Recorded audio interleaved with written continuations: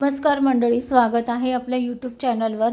तू ही रे माझा मित्र या मालिकेच्या आजच्या भागामध्ये आपल्याला असं पाहायला मिळतं की आता ईश्वरीला खूप वाईट वाटत असतं. ईश्वरी तिच्यावरच ओढून घेत असते. ईश्वरी म्हणते की सगळं माझ्यामुळेच झालं आहे, तर मॅडमचा फोटो माझ्यामुळेच जळला गेला असं ती म्हणत असते. तर नम्रता म्हणते, हे बघ ईश्वरी, तू तुझ्यावर का ओढून घेते? तुला तर माहिती ना लावण्या कशी आहे. लावण्या तर नुसती एक एक चूक तुझी शोधत असते की ईश्वरीला कसं बदनाम करता येईल, तिला कसं अर्णव रागवेल, घरामध्ये तिची कशी बेइज्जती होईल असे विचार ती करत असते. आणि तू कशी म्हणते की तुझ्यामुळेच झालं. लावण्य जर कधी समोर असते तर तिने पाहिलं ना, तिने मुद्दाम केलं ना, आणि अर्णव सरांच्याही समोर आलं आहे ना की हे सगळं ईश्वरीने नाही केलं, लावण्यानेच केलं आहे म्हणून. त्यांनाही थोडंसं वाटलं म्हणून तर ते तुझ्यावर रागवले नाही ना, आणि तू तुझी चूक का कबूल केली असं आता नम्रता तिला सांगत असते. तेव्हा आता ईश्वरी म्हणते, हे बघ ताई, हे जर कधी लावण्यामुळे झालं असेल ना तर मी तिला सोडणार नाही, कारण तिने खूप चुकीचं केलेलं आहे आणि तिचा एक एक मी शोध चुकता करेल असं आता ईश्वरी सांगत असते. आणि ती तिच्या मनातल्या मनात रडत असते. तिला खूप वाईट वाटत असतं. आणि ईश्वरीला थोडा डाऊट आलेलाच असतो लावण्यावर, कारण लावण्याने तिला धमकीच दिलेली असते तशी, कारण तिला ईश्वरी नकोच असते घरामध्ये. तर तेव्हा आता आई आणि नम्रता तिला समजावते, हे बघ बाळा, तू काही काळजी करू नको, टेन्शन घेऊ नको आणि रडूसुद्धा नको, होईल सगळं व्यवस्थित. अर्णव सरांना थोडीशी तरी म्हणजे लावण्यावर डाऊट आलाच असेल ना, म्हणून तर ते तुझ्यावर चिडले नाही ना असं आता ईश्वरीला समजावत असतात. तर आता दुसरीकडे अर्णव, मामा आणि अंजली तिघही बाहेर असतात.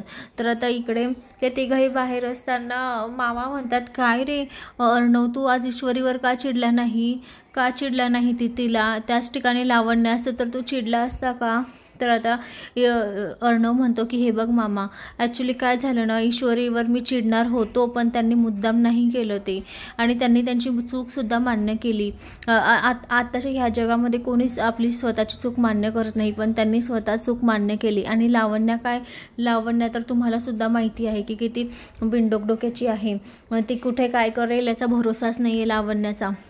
पण माझ्या डोक्यामध्ये एक डाऊट आला की लावण्य एवढ्या म्हणजे कॉन्फिडन्सने सांगत होती की हे ईश्वरीनेच केलं आहे, ईश्वरीने आग लावली फोटोला, आणि मग ईश्वरीने आग लावली फोटोला, तर मग ती बघत होती, मग ती का नाही थांबवू शकली ती गोष्ट?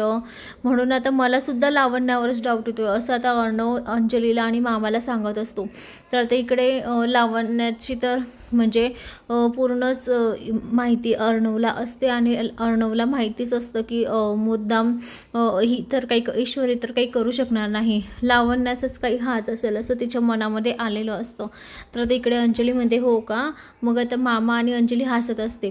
मग तू ईश्वरीला का नाही रागवला? परत अंजली विचारते. मग अर्णव म्हणतो, काय लावलंय तुम्ही? माझा प्रश्न आहे तो रागवू की नको रागवू, पण तुम्हाला काय एवढं झालेलं आहे? तुम्ही काय एवढं विचारता आहे आणि एवढे काय विचार करताय की ईश्वरीला का रागवलं नाही? तर तुमच्या मनामध्ये काय चालू आहे माझ्या बाबतीत? तर आता अंजली म्हणते, काही नाही रे, सहज विचारलं आम्ही. तर मामासुद्धा हसण्यावारी घेतो आणि म्हणतो, काही नाही रे, सहज तुझं मत बघत होतो आम्ही. तर त्या ठिकाणी आता राकेश येतो. तर आता मुद्दाम मामा म्हणतात की जावई बापू, तुमच्यावर अंजली खूप रुसली आहे, खूप रागवली आहे, कारण तुम्ही तिला वेळच देत नाही. तर आता अर्णवसुद्धा म्हणतो की हो जिजू, तुम्हाला तुमच्या चुकीची शिक्षा भेटायलाच पाहिजे असं आता अर्णव म्हणत असताना राजेशला खूप मोठा धक्का बसतो. राजेशला असं वाटतं की यांना कळालं तर नाही माझं सत्य काय आहे ते.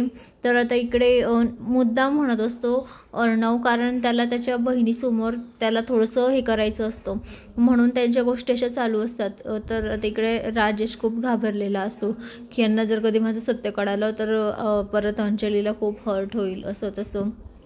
तर दुसरीकडे दुसऱ्या दिवशी आता ईश्वरी घरी आलेली असते. तर ईश्वरीचा हात लचकलेला असतो, तिचा हात खूप दुखत असतो. तर त्या ठिकाणी अर्णवसुद्धा असतो.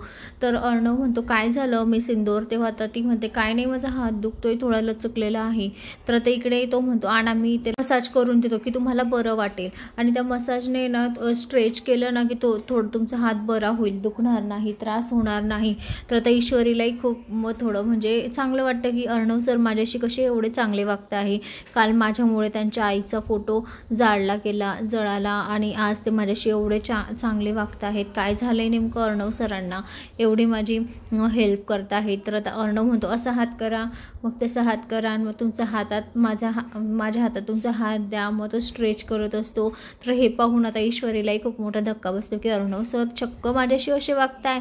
तर आता समोरून आजी आलेली असते. तर आजी ह्या दोघांना पाहून आजीलाही खूप मोठा शॉक बसतो. आजी म्हणते की अर्णव समोर आता लावण्या पाहिजे, लावण्याला आणि अर्णवला जवळ करायचं आहे. तर ईश्वरी आणि अर्णव का जवळ होत आहे, तिथे आजीला आता वल्लरीचं बोलणं ऐकू येतं. म्हणजे तिला लक्षात येतं की वल्लरीसुद्धा बरोबर म्हणत होते की लावण्याला आणि अर्णवला जवळ आणायचं आहे. तर ईश्वरी आणि लावण्य का जवळ येते हे आजीला आता हे क्षण आठवत असतात.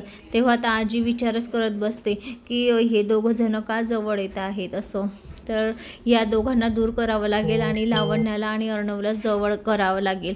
आता मला म्हणजे सांगावंच लागेल घरामध्ये सगळ्यांना की अर्णवचं आणि लावण्याचा साखरपुडा आपण उरकून घेऊ असं. तर आता नंतर सगळेजण हॉलमध्ये बसलेले असतात. तर त्या ठिकाणी आजी येते आणि अर्णवला म्हणते अर्णव तुझा आणि लावण्याचा साखरपुडा आपण लवकरात लवकर उरकून घेऊया.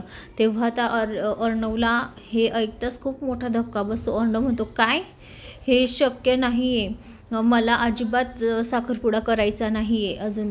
तेव्हा आता हे ऐकून लावण्यालाही खूप मोठा धक्का बसतो. लावण्य म्हणते आता हा का नाही म्हणतो आहे, याच्या मनातून मी उतरली तर नाही ना असं तिला वाटत असतं. तर आता अर्णवने तर नाही सांगितलेलं असतं. तर आता अर्णवने नाही सांगितलेलं असताना ईश्वरी त्याच्याकडे एकटक बघत असते. तर आता तो सुद्धा ईश्वरीकडे बघत असतो. तर आता इकडे आजीच्या मनाचा विचार करेल का अर्णव आणि ईश्वरीला प्रपोज करेल का, हे आपल्याला येणाऱ्या काही पुढील भागात पाहायला मिळेल. तर मंडळी अशाच मालिकेच्या नवनवीन अपडेटसाठी चॅनलला लाईक आणि सबस्क्राईब करा, शेअर करायला विसरू नका. धन्यवाद. आणि ज्यांनी कोणी चॅनलला सबस्क्राईब केलं नसेल तर प्लीज चॅनलला सबस्क्राईब करा. धन्यवाद.